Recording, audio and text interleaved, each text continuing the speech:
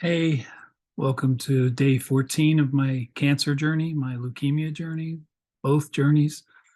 Um, Today was supposed to be rest day number two because I have appointments at the clinic Monday, Wednesday, and Friday.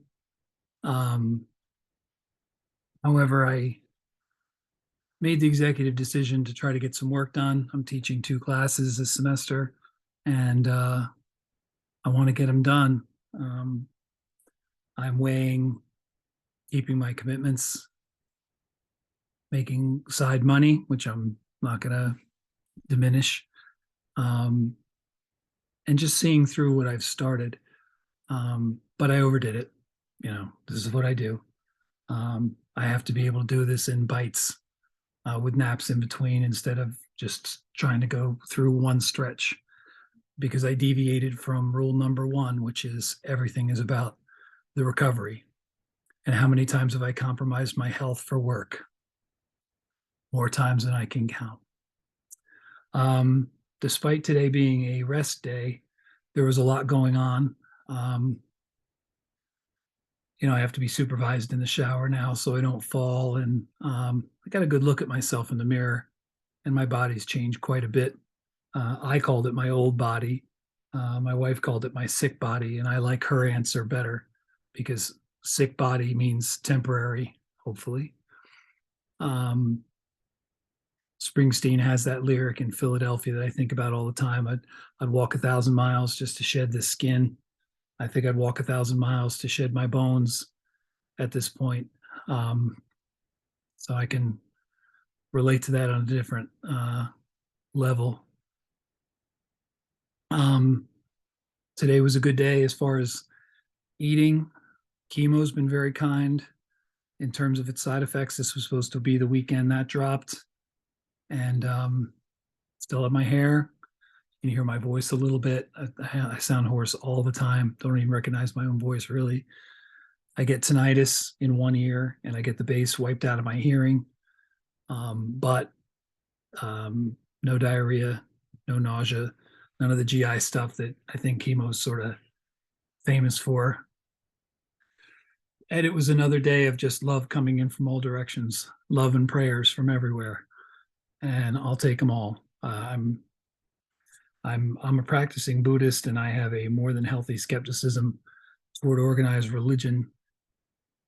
But beggars can't be choosers in a situation like this. So I'm just going to roll with it. Um, had a very tough conversation today, and I made it tough. It was my own fault. Um, my brother had volunteered. I have one younger brother, 4 years younger, and he had volunteered to be a backup driver because Pete just drive me all over creation, and sooner or later there's going to be a conflict. So I got to have a plan B, and he lives nearby. And that was also the time to broach the subject of impossibly being a bone marrow donor for me. And that's a hard ask. Hey, how you doing? Can I have part of your body and part of it that's on the inside because I'm kind of dying and I need it to live? It's a tough ask. Um, and of course, I made a big deal out of it beforehand, and there was no reason. He'd already discussed it with dad. He'd already discussed it with his family, and of course he stepped up. My brother and I have never been close. We're 4 years apart, and we've always had sort of separate lives, and we're also very different. I think he took after dad more, and I took after mom more, so we kind of split that way. Um, but bottom line, he stepped up. Of course, he did. It's just like I would step up for him. I would whine and complain a lot, but I would step up. So that was that was the big cry. After that was the big cry, just from relief, feeling the support and feeling the love. Um, I probably don't have the best self image, and just people willing to sacrifice for me. There's a part of that that I struggle to accept. and I'm learning to accept it because it's necessary. It's critical. Um, Lots of calls from good friends today, including a friend of mine whose career parallels mine very closely. We started at the hospitals at the same time. We changed hospitals not too far apart. And 2 years ago, he had the Widowmaker heart attack. He survived it, 85% mortality rate. He lives, but he also lives with the damage that's been done. And I think he's working on wrapping up his career so that he can spend the rest of his time with his family, which he deserves and they deserve. But he and I have kind of been in parallel. So now 2 years later, here I am, I'm laid out and I'm debating, he was asking me, are you planning on going back to work again? And, I'm still early in this, but my plan is a complete recovery and get back to work and do everything I was doing before, maybe a little smarter, maybe a little wiser for the experience.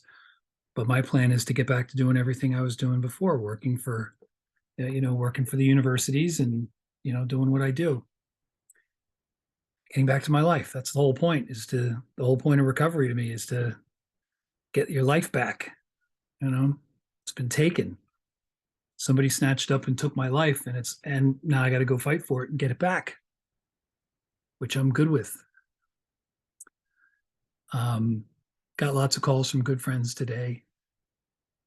Can't keep a charge in my phone because of the calls, which is a good problem. Um, Magical things just appeared that I needed. I needed a tray table. Boom, it shows up on the porch. And then I got a cool little yoga frog today that I keep. I'm a frog guy. I love frogs. And I got a yoga frog. So now I got a little yoga frog on my brand new table. And it reminds me to maintain my peacefulness and my serenity, regardless of the maelstrom that goes on around me. So that was very much appreciated. Also got to give Peach some time off on the weekends, particularly, you know, just to let her have a couple hours with the horse, and a couple hours of not being a caretaker to me is a good thing. Uh, you know, it's what's worse than suffering, watching a loved one suffer and being powerless to do anything about it. So in a way, I think I said this yesterday, in a way, this is worse for her than it is for me. With me, it's very simple. It's it's victory or death. That's what we're looking at. We fight to live. If we fail, we die. It's pretty simple. From her side, it's a lot more complicated than that. Um, Both in terms of her belief system and in terms of watching a loved one suffer, which is infinitely worse.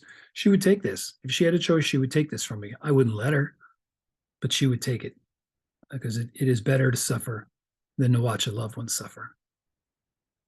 But we don't get to make these choices. She struggles with the why of this, and I do not. To me, I view it like a lightning strike. You were just in the wrong place at the wrong time, and there it was. And I'm unburdened by that. I go right into how. How do we fix this? How do we get out of this? She gets caught in the why. And that's why we talk. We sit and we talk. I We will each spend our time crying alone. I want that to be as little as possible. I want all the tears to be together. Everything else has been together in our lives for going on 25 years. This is no different. It's no different at all. So anyway, I got early appointments tomorrow, so I'm going to split. Hopefully, I'll have some updates Monday, Wednesday, Friday this week. Monday's the easy day. Wednesday and Friday are the butt kickers. But I get a day in between, and I will rest on those days. Um, so anyway, stay tuned. Thank you for going on this journey with me, and I'll check in again tomorrow. Peace and good night.